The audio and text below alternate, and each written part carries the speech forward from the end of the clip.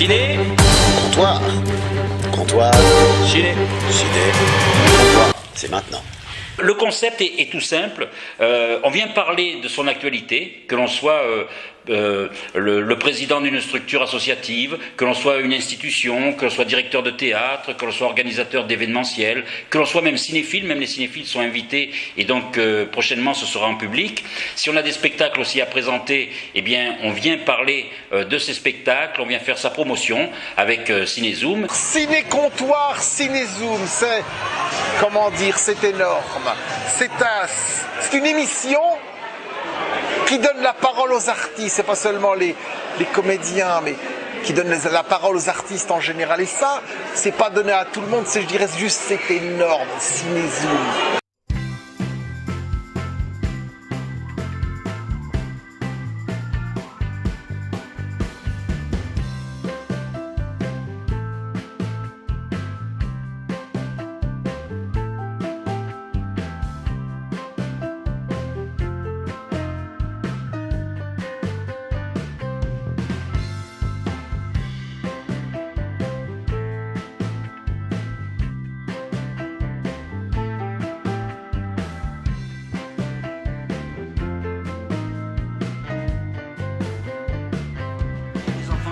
Donc c'est un restaurant qui est entre la Valentine et Aubagne, sur la route de la Légion. Le vendredi soir, c'est le karaoké avec tous les amateurs de chansons françaises, espagnoles, italiennes. On fait même du karaoké chinois.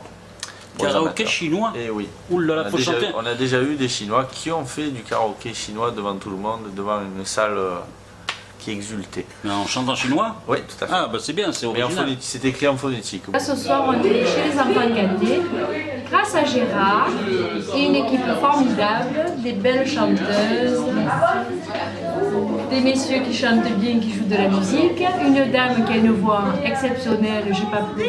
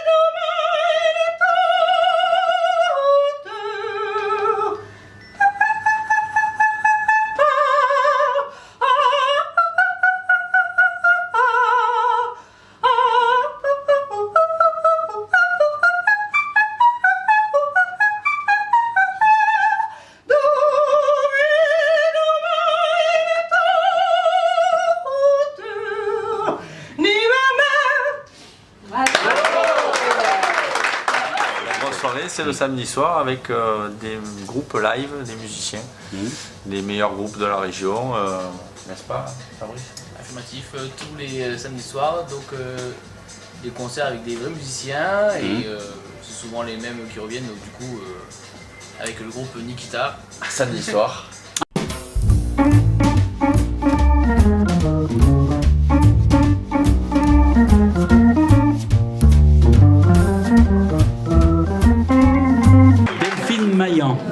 Donc nous avons été complètement surpris et éblouis, on est resté nous sans voix, avec votre subjugué, même on me souffle derrière, un spectateur. Et oui, on peut le dire, hein. Est-ce que vous avez d'autres superlatifs? Éblouissant, étourdissant, merveilleux, magnifique, étonnant. Et c'est vrai que c'est étonnant, on a été étonnés. Donc on reste sans voix, mais vous, quelle voix les auditeurs et les téléspectateurs vont vous voir aussi, vont vous entendre. Donc dites-nous un petit peu comment est née cette voix. C'est une histoire toute simple qui ressemble un petit peu au chemin de Maria, parce que à l'origine je suis infirmière. Ah, les infirmières chantent bien, donc c'est pour ça qu'on a des bleus. Moi, j'ai exercé pendant une trentaine d'années, tout en ayant comme passion le chant. Alors, au départ, j'ai commencé par interpréter des chansons de Barbara. qui reste mon amour inconditionnel. Elle était soprano aussi, donc je peux avoir une voix qui est faite pour interpréter Barbara. Est-ce que justement, maintenant, vous vous produisez régulièrement sur scène? J'ai le plaisir de me produire sur scène, notamment sur le répertoire La Voix du cinéma. La Voix du cinéma, pourquoi? Parce que il y a un choix immense de chansons au niveau du cinéma. Ça réveille toujours des souvenirs extraordinaires dans tous les esprits.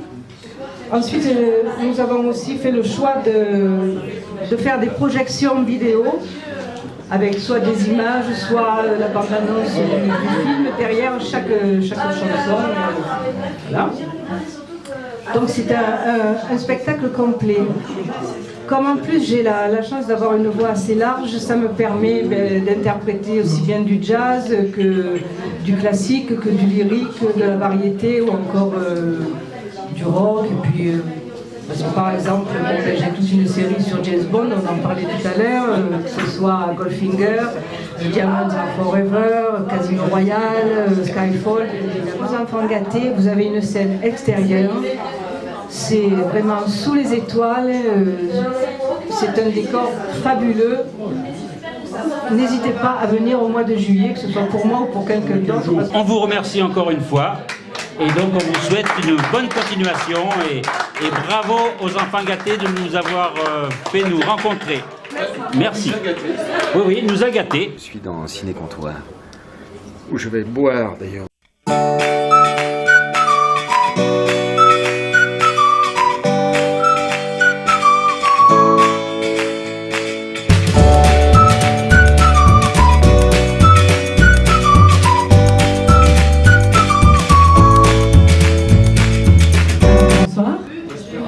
Et merci d'être là, de partager ce moment. Solo voy con mi pena, sola va mi condena, correr en mi destino para burlar la ley. Perdido el corazón de la grande Babilón, me dicen el clandestino, yo soy el quiebraley. Allez, je vous entends. Africano, marijuana, illégal, marijuana, illégal, marijuana, illégal. Ça s'appelle Vienne enfin l'heure.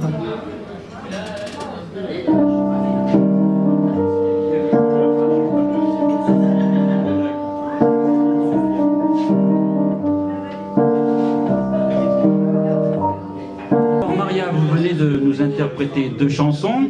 Alors il y a la dernière composition en date, Vienne, ce titre, Vienne l'heure, c'est ça? Enfin l'heure. Vienne enfin l'heure. Ouais. Donc on voulait entendre une chanson en espagnol. Est-ce que justement c'est parce que vous avez la nostalgie et que vous avez toujours écrit en espagnol depuis le début? Parce qu'on peut dire que vos premières compositions étaient en espagnol. Oui, alors en effet, mes premières compositions sont... Non, c'est pas vrai en fait. Mes premières compositions sont en français. J'ai commencé à écrire il y a plus de 10 ans. J'ai commencé par le français parce que c'est ma langue maternelle. Et j'ai poursuivi par l'espagnol, qui est ma langue d'origine. Donc les deux langues me plaisent. L'espagnol, ça me plaît parce que c'est très chantant. Et j'aime beaucoup les sonorités qu'il y a dedans. Et donc je me suis mise à écrire et à composer dans cette langue aussi. Et puis je suis revenue à l'origine, enfin au début de ce que je suis, le français. Voilà. Donc la dernière composition Vienne enfin l'heure, extraite de mon album 5 titres en français qui s'appelle Je me libère. En général, je garde une chanson, enfin une langue pour une chanson. Je mélange pas beaucoup. Dans un spectacle, oui, en effet, je mélange. Il y a de l'anglais, il y a du français, il y a de l'espagnol, parce que j'aime la richesse des langues, j'aime la sonorité, c'est pour ça que je chante, c'est parce que j'aime la musicalité, j'aime les sons. Et, mais de traduire une chanson et de la rechanter dans une autre langue, non c'est pas ce dont j'ai envie, mais par contre où j'ai envie, oui, de partager l'émotion, de partager ce que je ressens profondément, qui passe à travers une langue qu'on comprend ou pas, parce que en fait, ce qu'on va ressentir, c'est vraiment l'émotion qui va passer beaucoup plus profondément que juste le texte. C'est vraiment quelque chose qui vient du cœur. Et c'est ce que j'ai envie de partager avec les gens, c'est le cœur et c'est l'amour. Et c'est vraiment ce que je ressens. Et c'est ce que je sens aussi quand je suis sur scène, c'est ce que me renvoie le public, c'est beaucoup d'amour et c'est magnifique. Renvoyez cet amour, le public, si vous l'avez entendu. Voilà, vous avez compris. Voilà. Ce 9e ciné-comptoir, c'est une émission de qualité avec un lieu de qualité. Donc j'espère que les personnes qui sont là ce soir vont le dire autour d'eux. Et en plus, vous aviez un autre métier. Donc comment s'est fait ce passage? Est-ce que vous pouvez en parler ou pas de votre ancien métier? Oui, alors c'est vrai que mon premier métier est infirmière. Diplômée d'État, oui. Mais en fait, j'ai toujours eu la création en moi et l'envie de faire des spectacles, de chanter, de créer. Bon, je suis de 2 parents artistes. Ma mère est dessinatrice et mon père est peintre-sculpteur. Et donc j'ai toujours eu cette créativité en moi dès le plus jeune âge à créer. Mais c'est vrai que moi, je me suis dirigée tout de suite vers la musique, alors qu'eux, ils étaient vraiment dans la réalisation, le dessin, la peinture. Moi, ça a été beaucoup plus la musique. Le dessin ne m'a pas du tout attirée. Et du coup, j'ai développé cette créativité dans la musique au début, très jeune, en faisant des spectacles, sans penser à en faire un métier, parce que c'était vraiment de l'amusement. Et puis beaucoup plus tard, je me suis remise à écrire, à composer. Puis après, j'ai fait une école de jazz à Salon-de-Provence, l'NFP. Puis j'ai appris le piano. Puis j'ai pris des cours de chant. J'ai fait beaucoup de stages. Et j'ai développé tout ça au fur et à mesure. Il y a des dates de prévues déjà dans le futur proche? Oui, alors en ce moment, il y a beaucoup de dates qui se mettent en place. Et puis la prochaine, donc c'est le 21 mars au Club Écossais à Marseille. Et puis toutes les dates sont en train de se fixer et on les retrouve toutes sur mon site maria-officiel.com. D'accord. En tout cas, nous on est contents de vous avoir reçu et d'avoir eu presque l'exclusivité de votre dernière chanson. C'est très sympathique.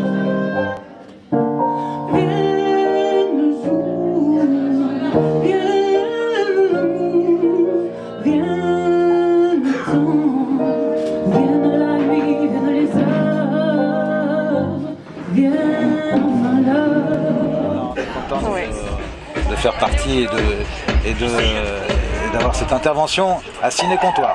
Mais est-ce qu'on peut boire à Ciné-Comptoir? Oui, bon. Mais beaucoup de films. On boit du 7e art. Joli. Sans modération. Alors, comment ça se dose? Avec 3 tiers. 3 tiers. On en met un 4e quand même. Voilà.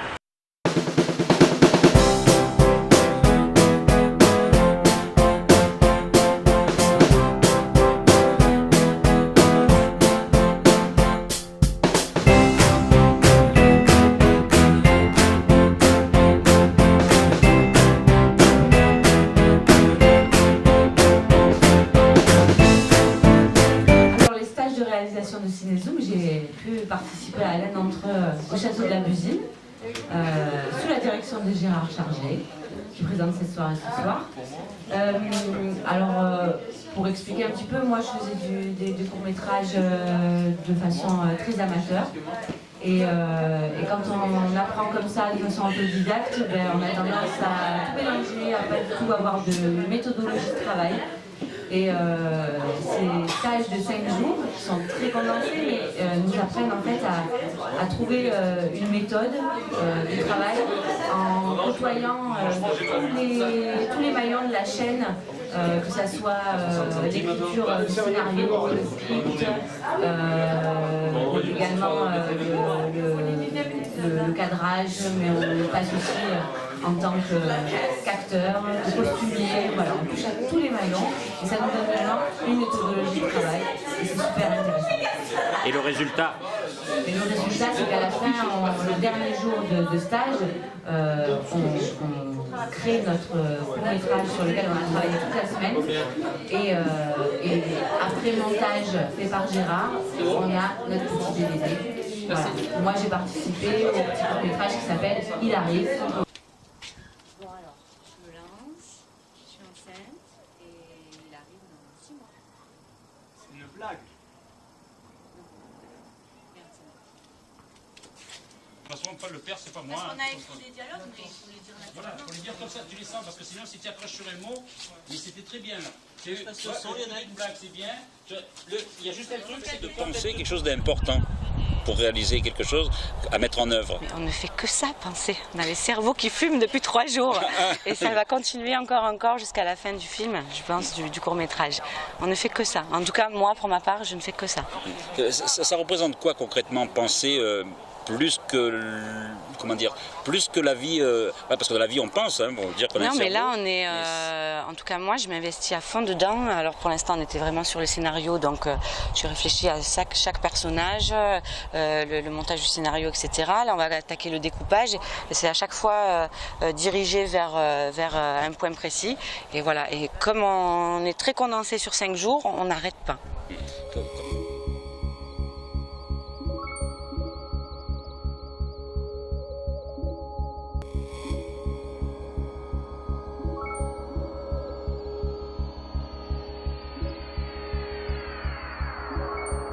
Viens, j'ai quelque chose à te dire. Bon alors, je me lance, je suis enceinte et il arrive dans 6 mois. C'est une blague. Non, c'est une blague. Non, c'est pas une blague. Tu vas être père dans 6 mois.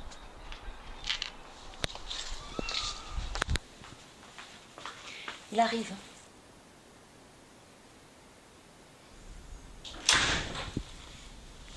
Je vais devoir te laisser, je suis au rendez-vous. À tout à l'heure.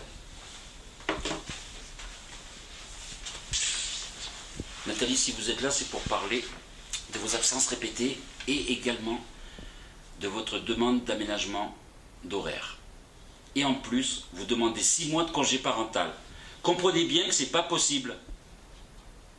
On va devoir se passer de vous. Bonsoir à tous. Eh bien, écoutez, on est sur Ciné-Comptoir avec un comptoir et un verre. Mais Amel n'est pas seule quand même. On est tous autour d'elle. On est tous autour d'eux. Ils sont tous autour de moi et ce n'est pas du whisky. Non, voilà. Je vous rassure. Voilà. C'est du coca tout simple. Et voilà. Dans Ciné-Comptoir, on est sobre, mais voilà. on consomme du cinéma sans modération.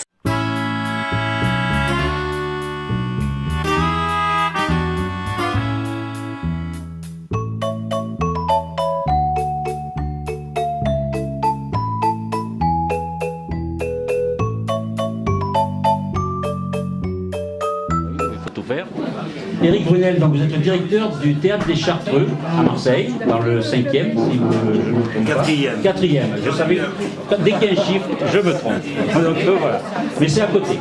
Alors, on peut dire que votre théâtre, j'ai été surpris par l'activité de ce théâtre dans ce quartier. Il y a 5 ans que vous êtes là. Et j'ai été surpris aussi par la programmation et par la salle qui est une vraie salle de théâtre. Et donc on se sent tout de suite dans un lieu culturel quand on rentre chez vous. Et d'ailleurs, il y a un comptoir à l'entrée. Donc bienvenue dans Ciné-Comptoir. Alors, vous allez nous parler de votre programmation. Quelle est la ligne éditoriale du théâtre? Parce qu'il y en a une, tout d'abord. Alors, ce que nous adorons présenter, c'est les spectacles de clowns. Avant tout, nous sommes une équipe de comédiens, 3 en l'occurrence, et nous adorons jouer pour les enfants, mais aussi pour les adultes, en clown. Ça ne nous empêche pas de prendre des classiques comme du Molière et de le tordre un peu pour le faire rentrer dans des critères clown. Quelquefois, nous allons jusqu'à mettre le nez rouge. Et après, au niveau des spectacles, ça peut être aussi de la marionnette, on peut s'ouvrir à la danse, on aime bien être éclectique et toucher à tout. Au théâtre contemporain en marionnette, c'est le cas cette année. Alors au niveau des thèmes de société, on a Sourier par exemple qui a été présenté en début de saison, qui sera représenté l'année prochaine. C'est quand même l'histoire d'un SDF qui vit au milieu d'emballages vides et il va chercher à faire la quête au niveau du public. dépité, ça ne marche pas. Il s'assoit, le fauteuil roule et il va présenter un numéro sur chaise de bureau roulante. Et après, tous les objets qui sont autour de lui, les sacs plastiques vides, les cartons vides deviennent des objets à jongler, toute une féerie avec du rien. Et ça nous intéresse beaucoup. De dire quelque part, même quand on n'a pas grand-chose, eh ben, il y a toujours moyen de faire quelque chose avec. Tout n'est pas qu'une question de moyens, c'est aussi une question de volonté, d'envie. Voilà un petit peu au niveau de l'actu. Après, celui qui va être créé la semaine prochaine, c'est sur le monde du voyage, le monde des tziganes, en marionnette et en chanson. Donc bien entendu accordéon, forcément, guitare, gypsy et chanson de l'Est. C'est Nathalie qui va le présenter. Nathalie comment? Nathalie Roubaud qui est sur les starting blocks, premier mercredi, finir les marionnettes, la finition parfaite, bon voilà, ça c'est important. Et sinon au niveau de l'actu, ce week-end on a un super spectacle de danse. Et parce que vous recevez aussi d'autres compagnies? Voilà. Alors ils sont en résidence chez nous depuis une semaine, avec eux-mêmes quelques extensions, 3-4 fois ils sont venus en équipe légère, c'est-à-dire les deux Marseillais. Et les deux autres membres, danseurs de cette compagnie faite pour l'occasion, c'est deux Taïwanais. Donc les Marseillais ont été 3 ans de suite à Taïwan, c'est devenu presque une habitude pour travailler avec les Chinois. Et cette fois-ci, c'est les Chinois qui sont à Marseille et qui présentent leur travail. Et moi qui ai vu le filage cet après-midi, je peux vous garantir qu'ils ont un niveau de danse impressionnant. Et quelquefois, je les ai regardés, je me suis dit, mais qu'est-ce qu'ils ont fait là? Qu'est-ce qui s'est passé? Comment ont-ils réussi cet exploit-là? Après, tout est intégré dans une histoire qui est très facilement abordable, une histoire d'amour impossible, de deux jeunes gens qui sont séparés par 10 000 km. Et c'est un petit peu l'histoire de ces deux parties de compagnie qui peut-être va devenir pérenne, sait-on jamais, entre Taïwan et Marseille.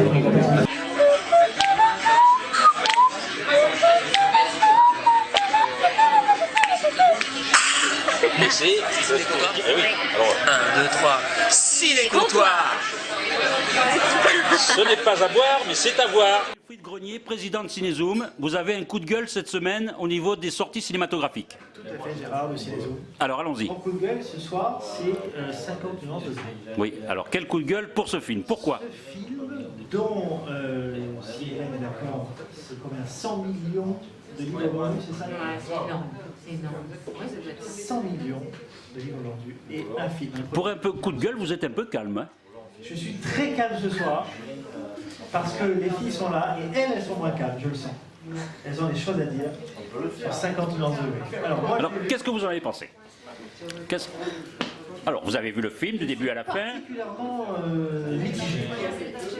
On m'a tellement vendu en termes de publicité, de marketing, une belle histoire, réaliste. Moi j'ai vu un film prévisible. Chaque scène, je pouvais me prévoir la scène suivante. Voilà, premièrement. Ensuite... Vous auriez pu jouer peut-être le rôle du comédien à la place. D'honneur, monsieur Chargé, merci.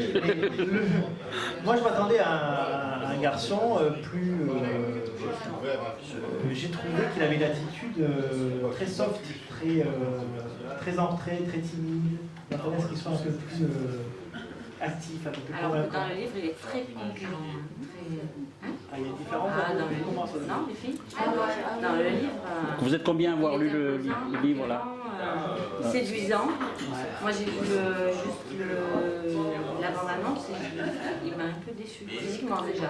Après moi j'ai pas vu le film. Non mais tu as des échos.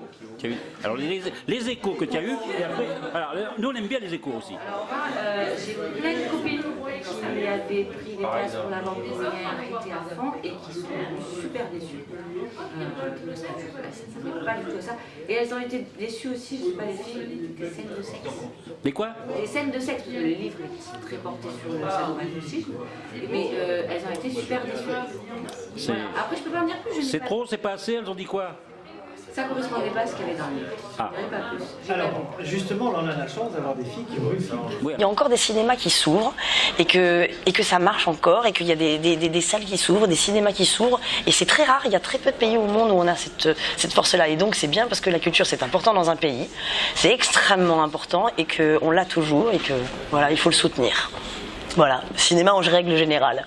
Je vous présente donc Claude Frattereau qui va nous expliquer un petit peu ce qu'il fait sur scène parce qu'on peut dire que c'était un homme orchestre depuis beaucoup d'années maintenant. Ça ne se voit pas, mais il a l'expérience de producteur aussi et donc, mais c'est vrai, son job principal c'est chanteur. Donc, il va être... Alors si vous pouvez taper dans les mains ensemble. Yeah. Oh, come on. Oh baby, don't you wanna go? Oh come on. Oh baby, don't you wanna go? Oh come on. Oh baby, don't you wanna go? Cette envie de reprendre des standards. C'est venu d'où? Ben, c'est venu tout simplement de l'amour de la musique. Voilà, commençant comme chanteur d'orchestre, on chantait un petit peu de tout. J'ai eu envie de rendre vraiment hommage aux personnes, enfin en tout cas à la musique qui me plaisait. Et en fait, cette idée des Blues Brothers est venue de mon frère, qui est donc Elwood dans le show, qui est donc le grand maigre. Moi, je suis le petit gros dans les Blues Brothers. Et en fait, lui voulait faire vraiment un show avec des cuivres, avec vraiment du rhythm and blues. Il était vraiment, c'est lui qui était le plus passionné que moi. Moi, je chantais un petit peu de tout, et puis j'ai trouvé que c'était intéressant. Bon, on avait fait pas mal d'animations déjà avant, où on dansait aussi beaucoup sur scène. On avait tout un show, mais on n'avait pas de musiciens. Donc là, on a décidé de créer en 99 notre groupe des Blues Brothers. Et au début, c'était assez, on va dire, semi-professionnel, hein, on avait du boulot à côté. Et puis moi, depuis 2003, je suis devenu intermittent du spectacle. Et j'ai trouvé qu'il fallait vraiment que ce spectacle-là, on aille le porter un petit peu partout en France. Et voilà, ce premier spectacle est venu d'abord de l'amour déjà du rhythm and blues et de ces personnages qui sont très particuliers parce que ce ne sont pas des vrais chanteurs comme Elvis ou comme Michael Jackson ou autre. C'est sorti d'un film et donc c'était déjà des gens qui rendaient hommage au rhythm and blues. Et il y avait un certain second degré assez humoristique mais aussi scénographique, et on parle aujourd'hui de cinéma, c'était d'abord des comédiens.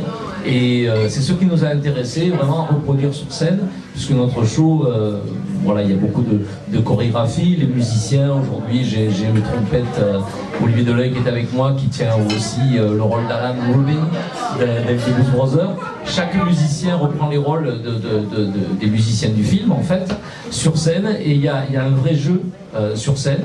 Donc on va dire un jeu théâtral, mais aussi bien sûr avec le public. Sweetheart miss, should again. I need you, I need you,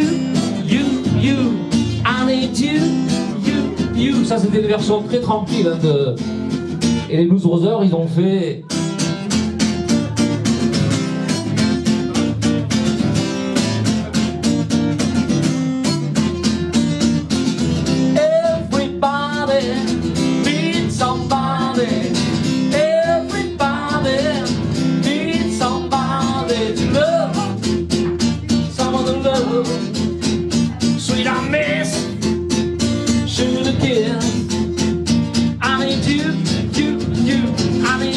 Vous êtes sur Ciné Comptoir, alors ça c'est un comptoir, un zinc qu'on peut user sans modération, contrairement à certains autres endroits, et donc venez retrouver toute l'actualité du cinéma.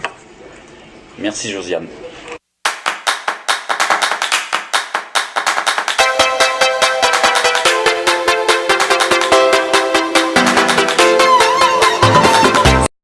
J'ai vu en avant-première avec Gérard justement le film Birdman, qui est juste un petit bijou. Alors pas forcément pour l'histoire, parce que c'est l'histoire d'un acteur qui a connu son succès en jouant le rôle d'un super-héros et qui décide de monter une pièce de théâtre sur Broadway. Et Le film va se passer pendant les quelques jours avant la première. Alors l'histoire en elle-même, elle a pas grand chose d'intéressant. Par contre, là où c'est juste super bien fait, c'est que la mise en scène, c'est une série de plans-séquences. Et c'est juste monté et réglé comme un petit bijou. Et c'est juste génial. Joué superbement bien par Michael Keaton et Naomi Watts. Alors maintenant tu vas nous parler du film Whiplash, tu vas nous donner tes impressions. Alors le film Whiplash c'est le nom d'un standard de jazz assez connu. Et donc c'est le film en fait, c'est l'histoire d'un jeune tout talentueux pour la batterie qui s'inscrit dans une école de musique américaine et qui décide de se faire repérer par le prof très en vogue de l'école. Il va y arriver évidemment et là va s'installer un duel et musical et psychologique entre ces deux personnages. C'est juste génial, c'est filmé en gros plan sur des fonds noirs, ambiance boîte de jazz, c'est vraiment une ambiance très sympa. Après le film justement est présenté, est sélectionné pour les Césars et les Oscars. Allez le voir, c'est juste génial. Ok, je te remercie Hélène. Et si tu avais quelque chose à dire par rapport à la soirée ciné-comptoir de ce soir. La soirée ciné-comptoir de ce soir, c'était super sympa. Et tout le monde à venir nous rejoindre la prochaine fois. Il y a plein de cadeaux à gagner, on peut parler d'actualité culturelle, de cinéma. Et c'est une soirée vraiment très sympa. Le Resto des Enfants Gâtés nous a accueillis avec les bras grands ouverts. Venez nombreux la prochaine fois. Merci Hélène. On peut l'applaudir bien fort, s'il vous plaît. Bienvenue sur Ciné Comptoir et puis les gens disent à chaque fois qu'il faut consommer sans modération. Moi c'est vraiment aucune modération pour consommer. Consommer énormément cette émission.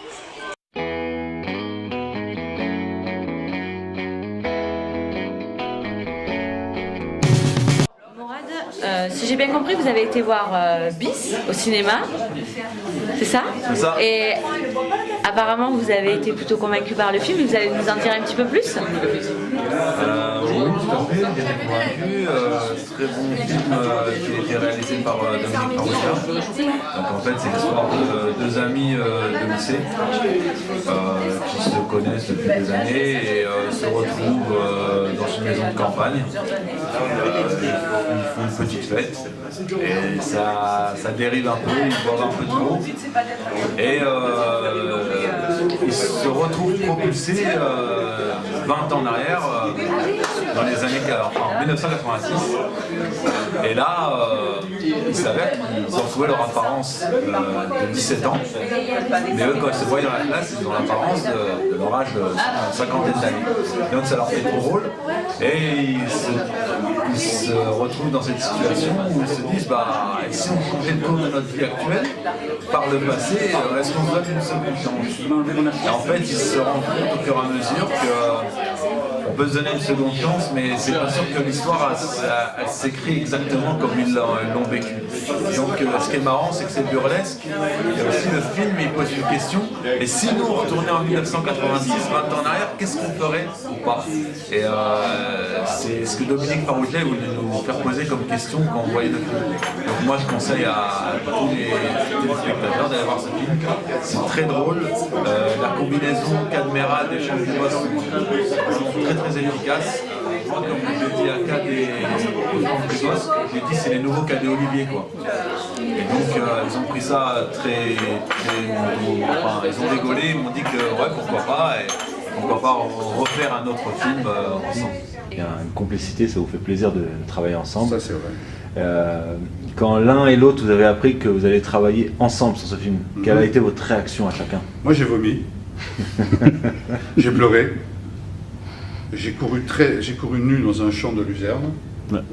Et moi je courais derrière lui. Et j'ai fait du tracteur. Non. En fait, ma femme m'a offert des stages ciné-zoom de journaliste. Il y avait 5 stages à faire. J'ai rencontré Gérard. Et avec Gérard, donc, nous avons été dans plusieurs avant-premières, dont la première était le dernier film des Inconnus, des Trois Frères. Oui, alors je te reprends, ça ne s'appelle pas des avant-premières. Ça s'appelle des projections de presse, des projections privées, où il y a 5, 6 ou 10 personnes. Affirmatif. C'est pas pareil. C'est vrai, tout à fait. Mais bon. Donc du coup... Je l'ai déstabilisé. Du coup, en fait, comment ça se passe? Chronologiquement, on voit le film pour avoir un aperçu. Après, on rencontre les personnes qui ont participé au film, donc les acteurs, le réalisateur et tout. Il y a une conférence de presse qui se tient, en général, et après, il y a des interviews privées. C'est-à-dire, moi et Gérard, on a interviewé donc, soit les acteurs, soit le réalisateur ou les personnes qui ont participé au film. Et donc ça s'est fait 5 fois. Bon là j'en suis plus que 5 fois. Et au fur et à mesure que je les ai faites, bah, je me suis aperçu que c'est quelque chose de très intéressant. J'ai pris de plus en plus de confiance. J'ai eu un peu plus d'expérience et Gérard il m'a laissé un peu plus de choses à faire. Donc je trouve que ces stages c'est très enrichissant. Et si quelqu'un veut se lancer dans le journalisme à travers le cinéma, bah, les stages de journalisme chez Cinézoom, c'est très bien. Faut y adhérer, faut y aller parce que c'est vraiment quelque chose qui est bien monté et Gérard est un professionnel qui vous montre vraiment le travail. En direct du bar de la Marine à Ciné-Comptoir.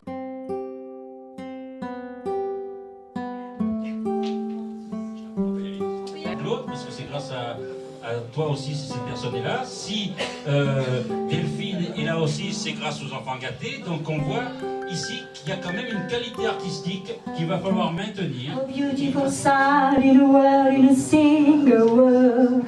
Maria, Maria, Maria, Maria, Maria, Maria, Maria.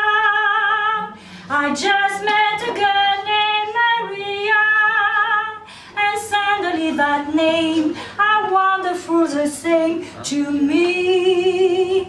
Maria, I just met a girl named Maria, and suddenly I found how wonderful a sound can be.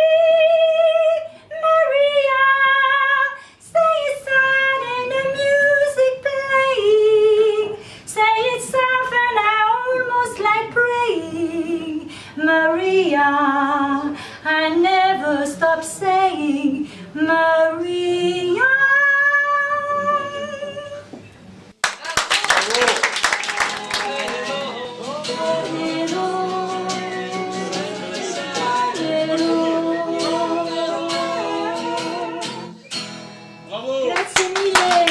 Votre parcours, vous avez dit, est très long. Et très long. Voilà. Donc, vous allez nous parler justement de cette, ce que vous entreprenez justement avec cette voix aujourd'hui et ces chansons. Alors, je suppose qu'il y a peut-être un lien avec Claude Grattereau, non, peut-être? Un petit peu, oui, effectivement. J'ai un petit lien avec Claude, que je connais depuis 15 ans. Donc, actuellement, j'ai formé un duo avec monsieur Alain Carazo, qui est guitariste dans le groupe Quartier Nord. Je suppose que vous devez le connaître. Voilà, c'est un grand guitariste de jazz et nous avons décidé de créer un duo italien. Donc nous allons nous produire le 23 et le 24 mai à Berlétan. Voilà, donc Claude me reprend parce que je dis toujours fausse. Ah oui. Non, mais c'est bien parce voilà. que donc oui, il souffle, hein, j'ai un souffleur, voilà. Donc, voilà. Il est multitâche aussi. Et puis, écoutez, j'espère vous voir à Berlétan, pourquoi pas. Surtout qu'il commencera à faire beau. Voilà, tout à fait, c'est la bonne saison, donc c'est le mois de mai. Tout ça dans Ciné-Comptoir. Et tout ça dans Ciné-Comptoir, exactement. Sur des cinémas. Merci. Est-ce que dans l'évolution depuis que vous êtes ouvert, est-ce que justement il y a des groupes que vous avez vus monter, grimper dans la... Oui. Dans la stratosphère musicale. Par exemple, le groupe Dust qui a fait 2 étés durant le théâtre antique d'Orange, et qui va le faire une 3e année avec un tribute Queen en juillet. Après, oui, on a pas mal de groupes qui ont fait des disques, des compos. Caroline Pessot qui a sorti un nouvel album avec monsieur Cédric Fuyet à la guitare. Et puis j'espère découvrir d'autres talents tout au long de l'année. Voilà. En tout cas, nous ce soir, on a été surpris parce qu'on a découvert justement des personnes qui chantaient vraiment bien. Donc les enfants gâtés, vous êtes gâtés sur tous les plans. Merci. On est dans un des temples sans prétention de la musique dans la région. Et je voulais vous remercier par là même pour cette première soirée sur le thème du cinéma, puisque c'est la première fois. Un grand merci à Cinézoom pour ce 9e ciné-comptoir. Et nous, on remercie aussi le personnel pour sa gentillesse, mais on le savait déjà, puisque nous sommes déjà venus tester l'établissement. Voilà, donc on espère que la collaboration durera le plus longtemps possible, plaisir. Et dès qu'on peut, on recommence. Voilà, on voit ça ensemble. Merci pour cette émission qui est la 9e et qui va prendre de l'essor aussi. Je l'espère. Voilà, merci. Merci beaucoup. À bientôt. Il y a une 60aine de places de cinéma à gagner ici ce soir. Il y a 4 cinémas partenaires pour cette soirée. Il y a le cinéma César, Variété, le Prado et le Chambord à Marseille. Donc vous avez des places qui vous sont offertes pour aller voir le film de votre choix.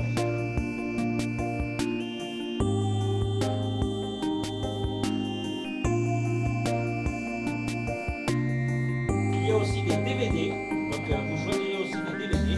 Il y a donc des musiques de films aussi à gagner. Et puis il y a des collectors, il y a des affiches, il y a même des photos d'un film de Spielberg qui date des années 70, Twilight Zone, un film de science-fiction. Et donc voilà, vous choisirez vos lots. Donc il y a de nombreux lots, vous avez le choix, il y a plus d'une centaine, il y a entre 100 et 150 lots. Quel acteur a joué dans Little Buddha, Speed, Point Break? Le film très célèbre. Patrick Swayze. C'est pas Patrick Swayze. On va vous en donner un autre. Alors moi je vous donne la réponse. La réponse là.